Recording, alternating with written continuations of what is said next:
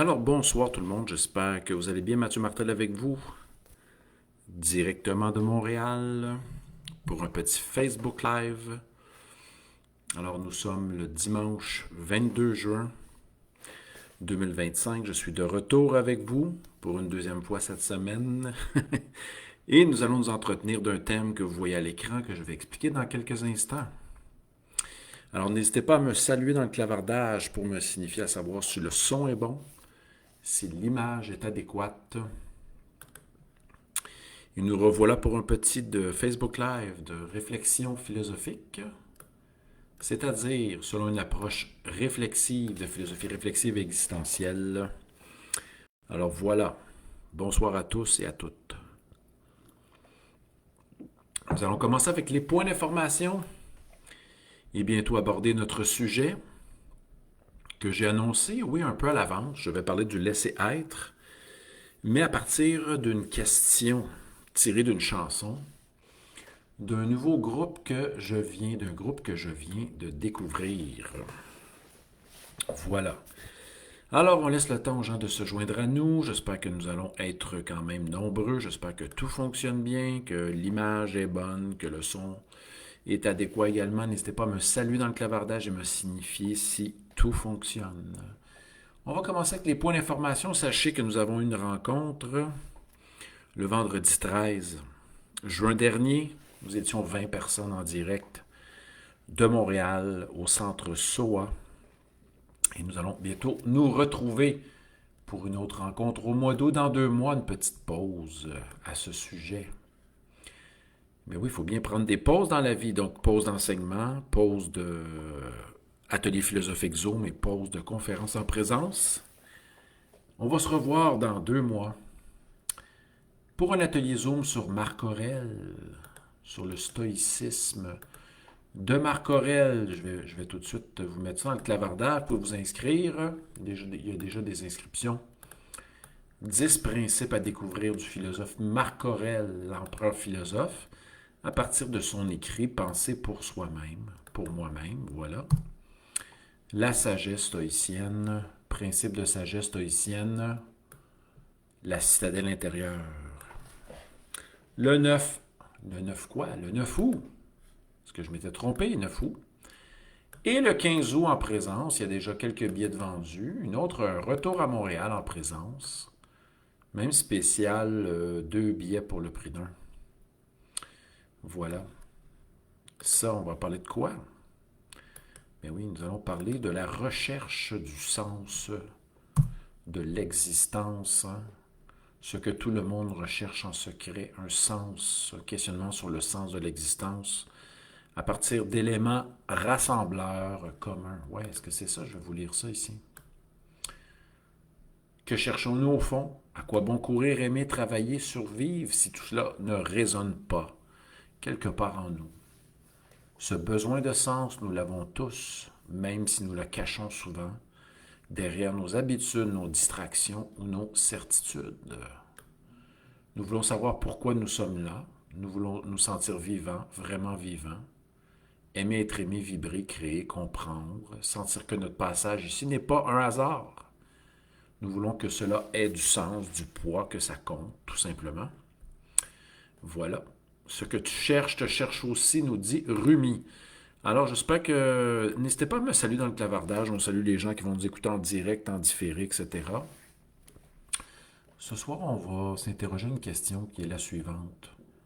Vais-je te voir à nouveau dans la perspective du laisser-être? Je vais vous mettre à partir... Je vais vous situer à partir d'une mise en situation. Alors voilà.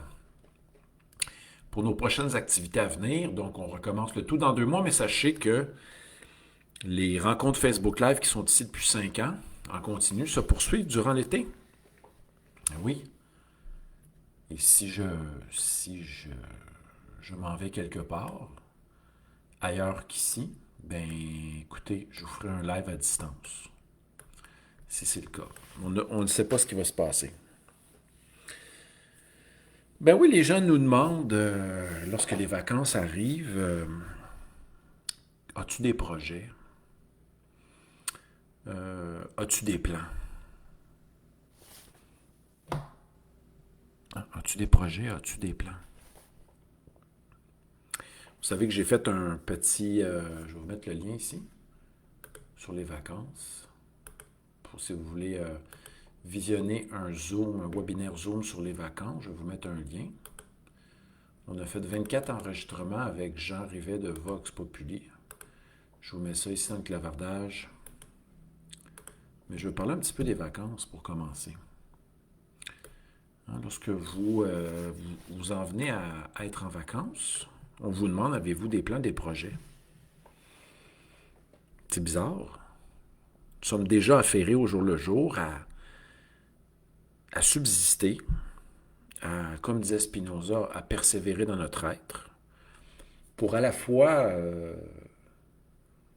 vivre et développer certains projets. Il y en a qui semblent vouloir dire que dans les vacances, il faudrait avoir d'autres projets. Des projets qui nous éloignent des projets du quotidien, des nouveaux plans. Mais est-ce qu'on pourrait être sans plan, sans projet et laisser monter à notre esprit, en nous, certaines idées, certaines inspirations, certaines intuitions qui viendraient nous nourrir? Hein? Est-ce possible de ne rien prévoir, de ne rien planifier et de laisser être? Alors ce soir, le thème, ça sera le laisser être, mais aussi dans la perspective d'une question, tirée d'une chanson d'un groupe que j'ai découvert récemment. Ceux qui veulent prendre des notes, ça peut être un super groupe incroyable de The Sacred Souls.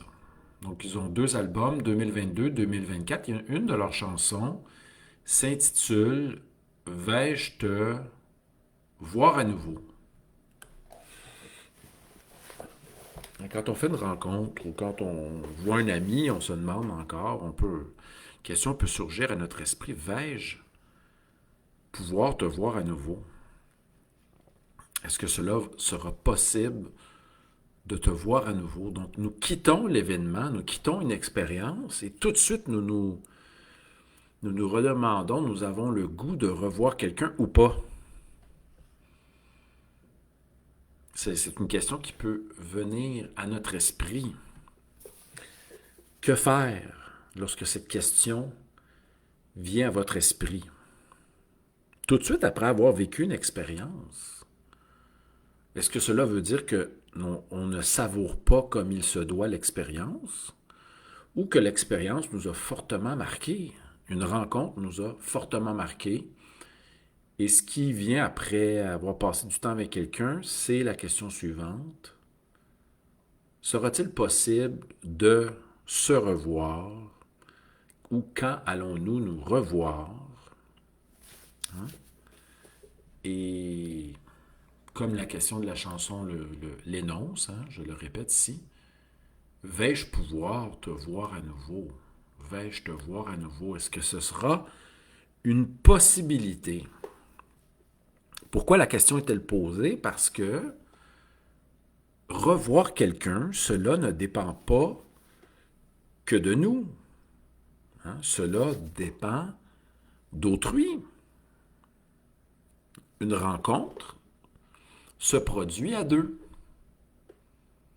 Minimum. 2 personnes qui se rencontrent. Il y a peut-être des conditions aussi de la rencontre. L'autre était-il présent dans la rencontre? Était-il attentif?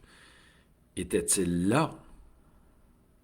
Hein, vous avez peut-être déjà fait des rencontres avec des gens qui vous parlaient de leur passé ou de leur projection future.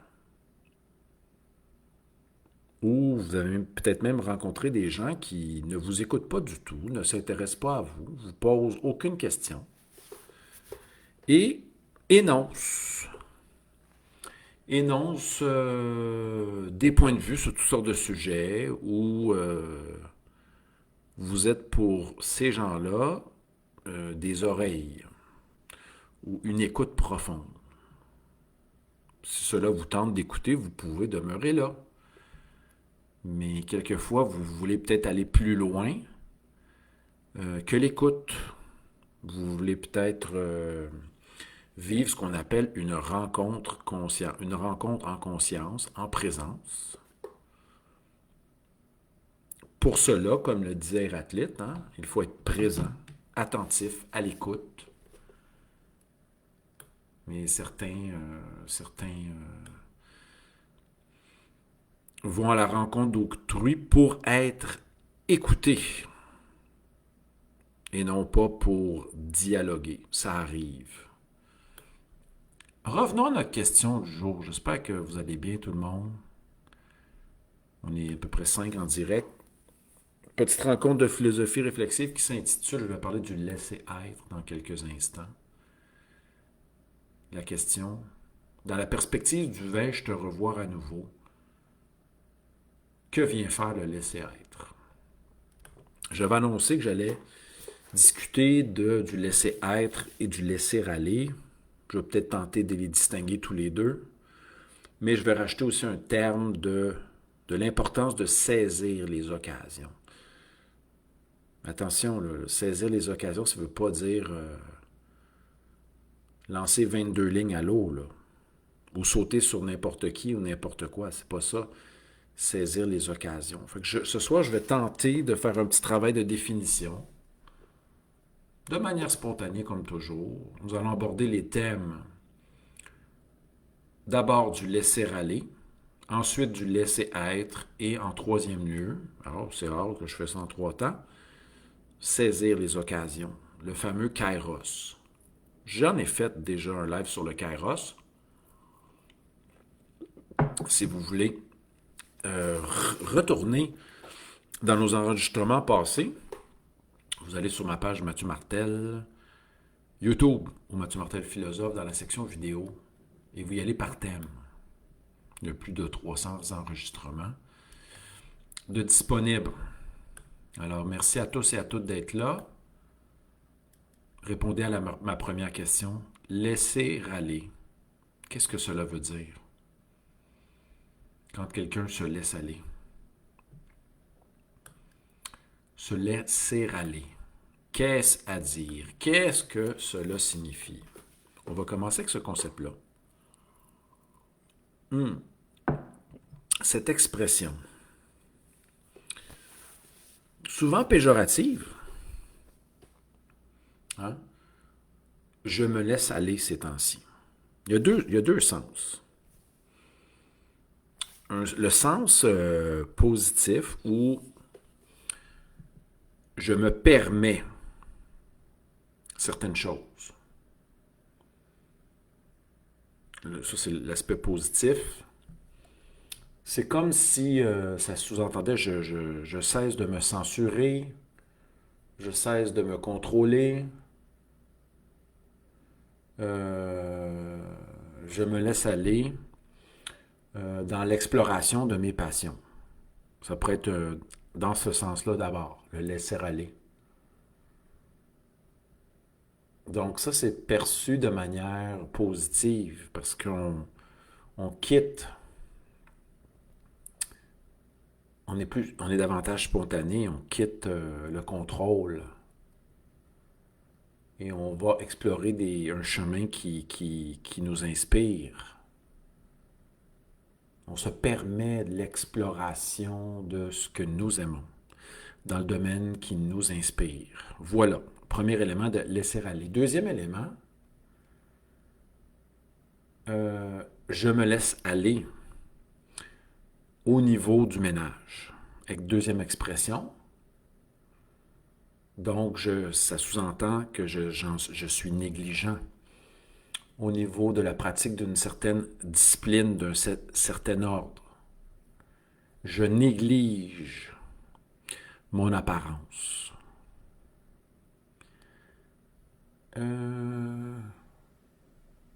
Je salue Christian ici qui pourrait formuler la chose ainsi. C'est s'abandonner à l'entropie. qui assure bien sûr la croissance d'un désordre. Christian nous dirait que vivre, c'est aller contre l'entropie. Hein? Sinon, c'est être harnaché par un désordre qui va croître. Donc voilà pour le laisser aller. Qu'entendez-vous, vous, par laisser aller? Il y a une belle phrase ici tirée de, je ne sais pas trop qui, peut-être d'un maître spirituel indien. Je laisse aller ce qui passe. Hein? Je ne m'accroche pas à ce qui passe. Et je saisis ce qui m'interpelle ici maintenant. Ça nous ramène à vivre au présent, ici. On continue avec notre point. Merci d'être là tout le monde. Petite exploration du terme ce soir, laisser aller. On a exposé deux sens au laisser aller, un aspect positif et un aspect négatif du laisser aller. L'aspect négatif étant surtout associé au désordre. Je me laisse aller au niveau de ma pratique du sport. J'ai manqué plusieurs pratiques. Je n'ai pas été constant dans ma discipline d'entraînement. Je suis en train de perdre le contrôle. Conséquences fâcheuses négatives, j'accumule du poids et bien sûr, je me sens plus paresseux.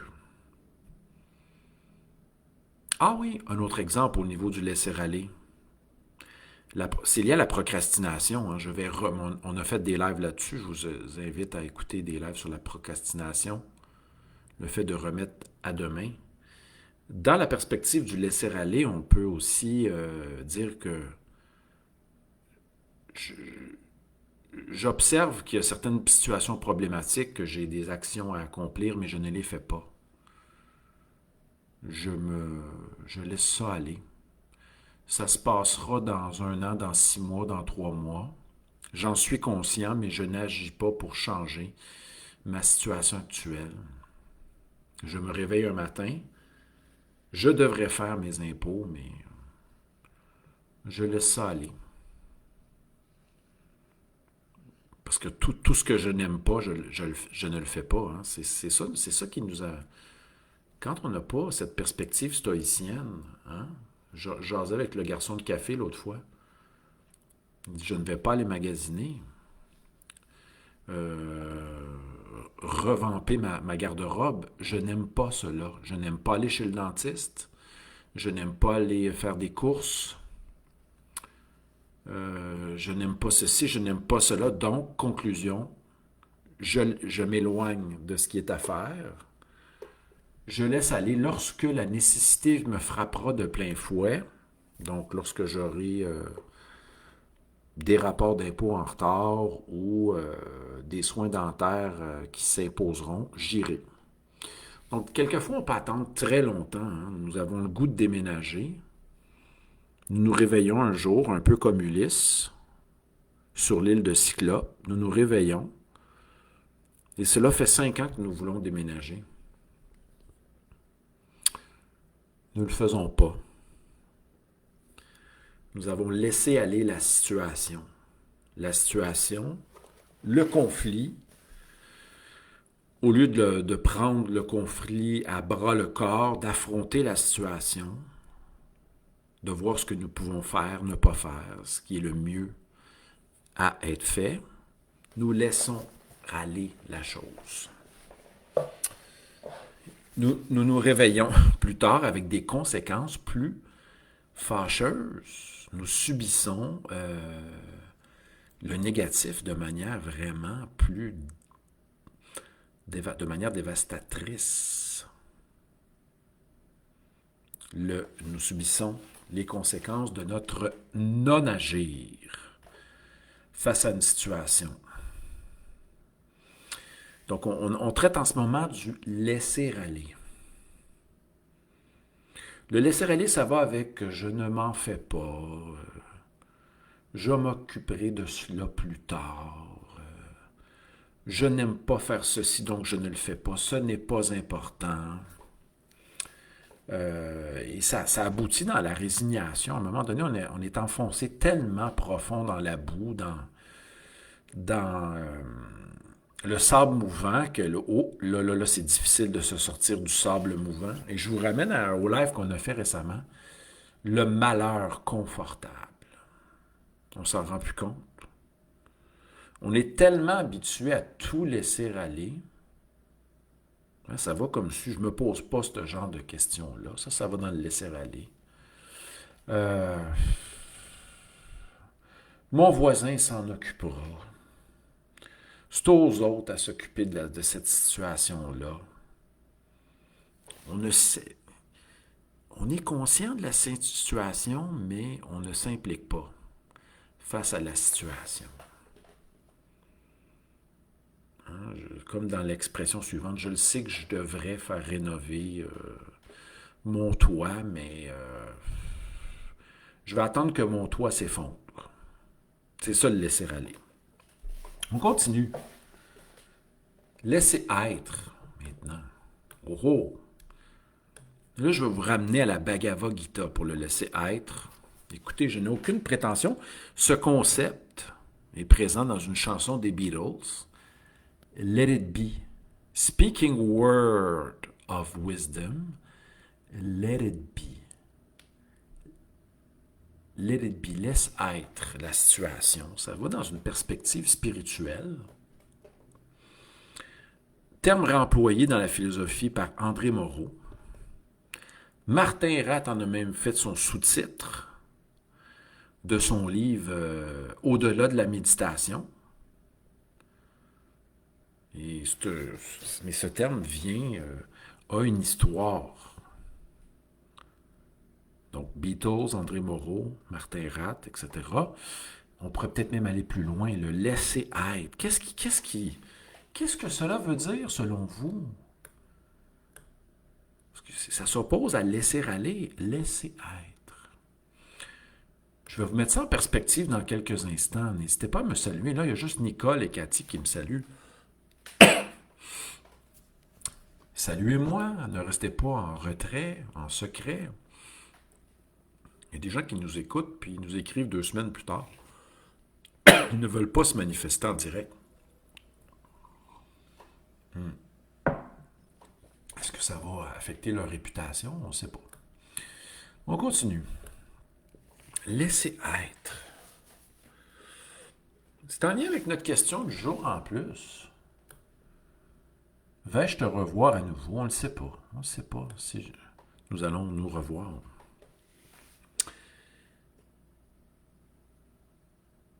Et là, est-ce qu'on a le droit de mettre une injonction devant le laisser être?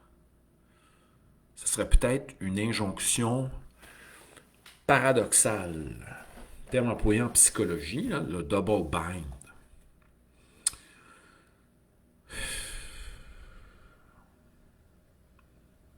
Je décide de laisser être.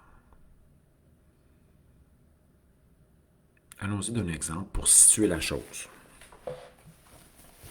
Vous avez envoyé vos curriculum vitae pour une offre d'emploi annoncée dans une revue, un site internet, un journal. Cette offre d'emploi vous inspire. Vous vous dites « J'aimerais occuper ce poste. Je sens l'appel. » Alors, vous appliquez et vous envoyez votre CV, votre lettre de présentation. Vous le faites du mieux possible. Vous respectez les délais et vous envoyez votre lettre avant le temps, bien sûr, en respectant les délais, votre lettre de présentation, votre CV mis à jour. Et c'est là que le laisser-être s'en vient.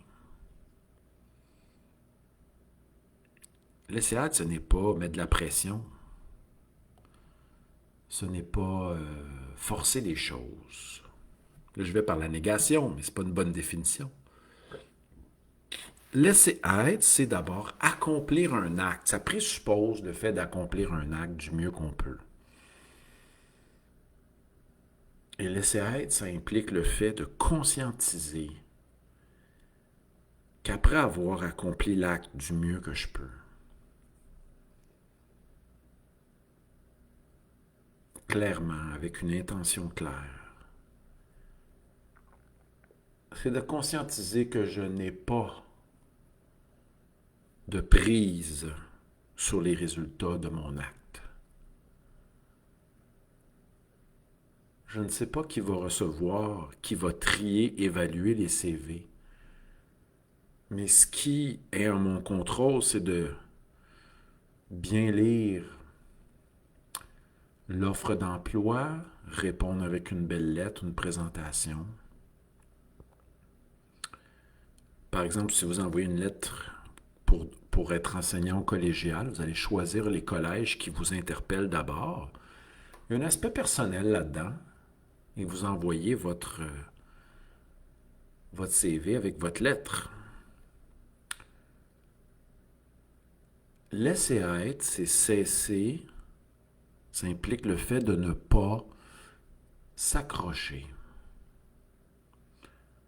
au résultat. D'accomplir l'acte en soi du mieux possible. Nous n'avons pas de contrôle sur ce qui va s'en suivre, sur les fruits, sur les effets du geste.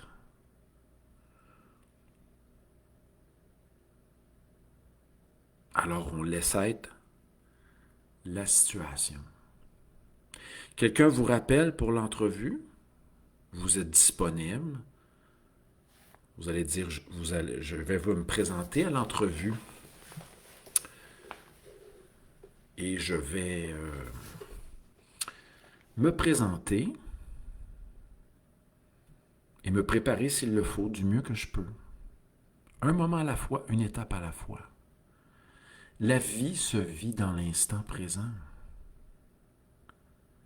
Une forme de confiance et d'abandon sur ce qui va suivre, mais d'être à l'écoute. Hein? Est-ce que la balle de tennis vous revient?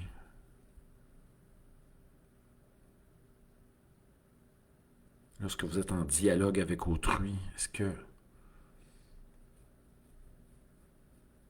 d'être à l'écoute de ce qui est et de répondre en fonction de ce qui est, toujours bien sûr en lien avec ce que vous êtes, dans le lien avec la situation, un acte à la fois et laisser être le reste. Nous n'avons pas de contrôle sur autrui, sur la situation. Ça nous ramène au discernement stoïcien. Faire ce que nous sommes capables de faire selon la situation. Et bien sûr, s'abandonner pour la suite. Je vais reformuler. J'accomplis le discernement stoïcien, me concentrer sur ce qui dépend de moi et m'abandonner à ce qui ne dépend pas de moi. Bénir la situation, l'appuyer, avoir foi dans le reste, mais pas nécessairement avec un grand espoir, mais appuyer, laisser être la suite. S'abandonner, certains diront, à l'ordre cosmique, à ce qui est plus nous-mêmes que nous-mêmes, plus grand que nous-mêmes, par-delà nous-mêmes. Mais on sait que les enragés feront autre chose. Et pourquoi les gens sont enragés? Parce qu'ils ont peur que cela n'arrive pas, peur de l'échec, peur de se faire dire non, peur de se faire abandonner.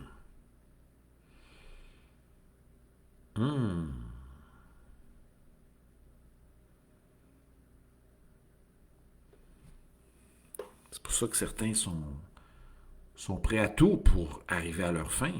Ils ne s'abandonnent pas au laisser-être. Il se passe autre chose. Salutations Florence, salutations Nicole, Cathy et compagnie, ceux qui nous écoutent en direct et qui nous écouteront en secret, en différé. On les salue. Ce soir, nous traitons 3 concepts. Nous avons traité du laisser-aller. Je suis en train de poser la situation du laisser-être, sans en faire bien sûr l'histoire de cette idée. Et je vais aboutir avec, troisième terme, le kairos, saisir l'occasion qui se présente. Sommes-nous prêts à saisir l'occasion? Une amie me dit, je vois par son comportement qu'elle fuit sa demeure. Elle n'est jamais chez elle. Elle me déclare qu'elle n'est pas bien chez elle. Ça fait longtemps que ça dure. Je lui ai dit, quand vas-tu vendre? Elle dit, je dis, l'idéal pour vendre, c'est janvier, février, pour annoncer. Mais on se fout de l'idéal. L'idéal pour qui, pourquoi, dans quel but? Elle me dit, je ne suis plus bien depuis quelques années, depuis au moins 1 an. Alors, lorsqu'on est conscient, on a conscience que quelque chose ne va pas ici maintenant, ou que quelque chose doit changer, nous devons changer même notre comportement, alors c'est maintenant que ça commence. Maintenant, je dis oui, je le veux bien, oui, ici et maintenant, pas à ma retraite, pas quand mon condo sera payé, pas quand je serai marié, pas quand je retrouverai l'âme sœur. C'est le plus dur. Maintenant. Si je prends conscience que je ne suis pas bien à un endroit maintenant, il est temps d'entamer le changement de direction à partir de ce qui nous inspire profondément. Maintenant. Donc, peut-être commencer à visualiser l'endroit que mon amie, où elle aimerait habiter. Le visualiser, puis passer à l'action. À force de trop laisser aller, on se retrouve dans un état de résignation. On est rendu pris dans un état de bonheur confortable. Et on patauge dans notre malheur. Et on pense que la vie, c'est cela. Le bonheur se décide, ici maintenant. Je vais citer le beau poème de Sakura que j'ai partagé aujourd'hui. J'avais même fait un live là-dessus. Édouard, tout ce que tu possèdes, tellement beau, je l'avais lu, je crois, dans un live. Écoutez bien ça. Tu peux posséder seulement le malheur. Et ce malheur est faux, les amis. C'est une illusion. Parce qu'il faut que tu saches que le malheur véritable n'existe pas. Mais non, tu t'accroches à une illusion. Oui, tout ce qui... Tu es ici parce que la vie t'a été donnée. Mais oui, regardez bien ça. Quand tout est donné, le corps est donné, la terre entière est donnée, le ciel, tout ce qui vit, t'est donné.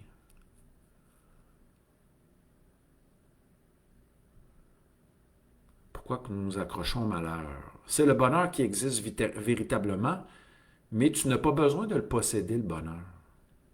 Peut-être ça l'erreur, les gens cherchent à posséder quelque chose.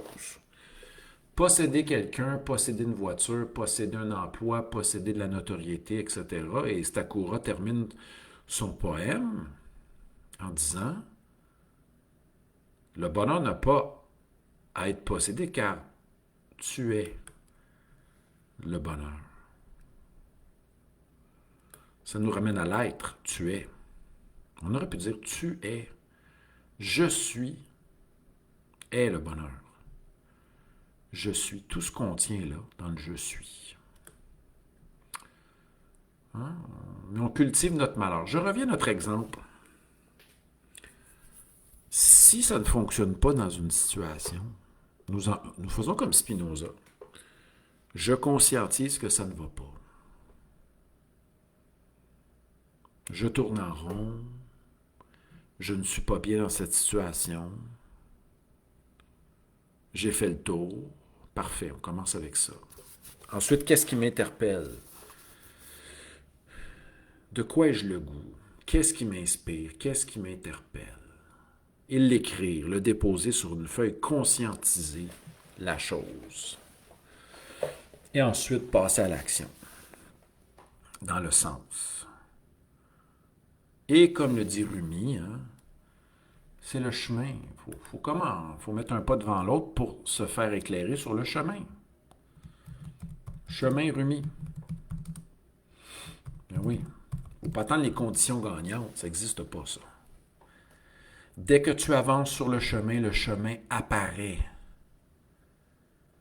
Et ton cœur connaît le chemin. Courez dans cette direction. Arrêtez de niaiser. Arrêtez de niaiser. Hein? Yoda. Do or don't do, there is no try. Je vais essayer d'être là, Mathieu, à ton live. Je me fais souvent dire ça. Je vais essayer. On va nulle part avec j'essaie. Do or don't do, there is no try, dit Yoda.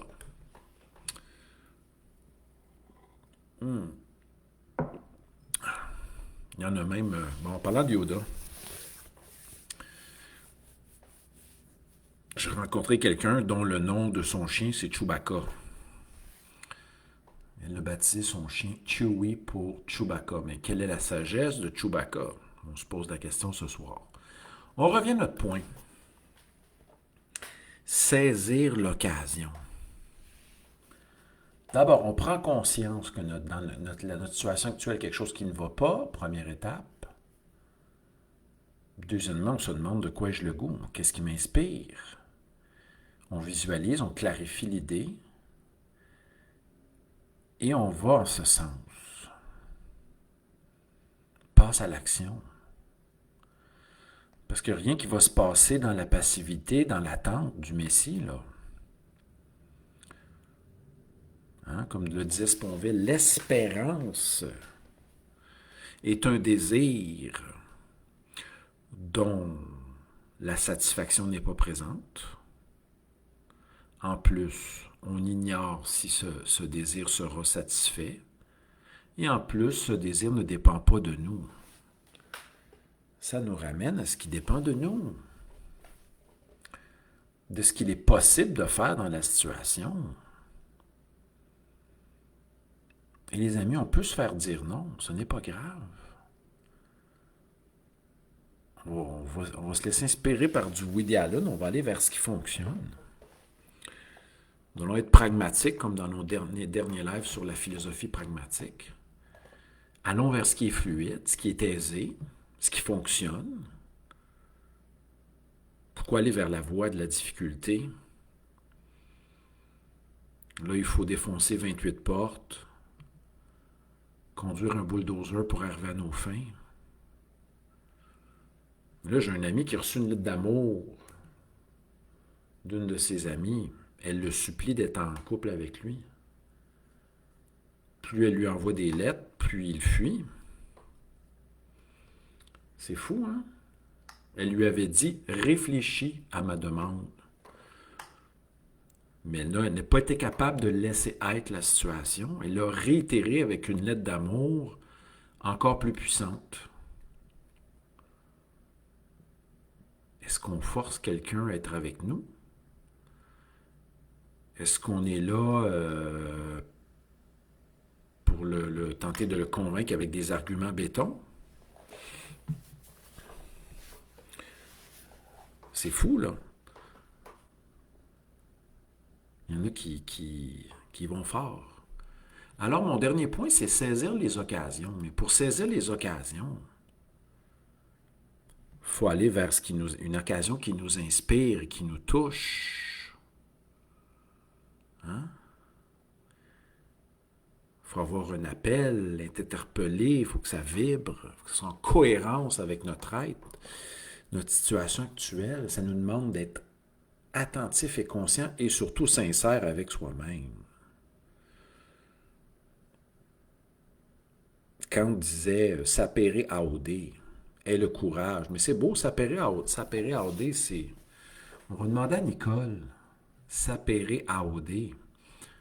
C'est lié au goût. C'est ose te servir de ton propre entendement, mais dans le latin, il y a un aspect lié au goût. Exercez donc votre goût. De quoi ai-je le goût? Ah oui, j'ai le goût de ça. Alors, saisissez l'occasion en lien avec le goût qui est en vous. Demandez-vous, est-ce que je suis vraiment en accord avec cette situation-là? Est-ce que j'ai envie d'explorer cette situation-là avec conscience? Et vous savez qu'on ne peut pas forcer quiconque. Hein? D'aucun nous ne pouvons forcer. Et c'est ça, peut-être les critères. Fluidité, harmonie, aisance, facilité. Là, c'est que c'est fluide et ça coule. C'est merveilleux. Alors, les amis, 42 minutes. Moi qui n'avais aucune inspiration, qu'un titre. Ça a quand même été pas si pire ce soir.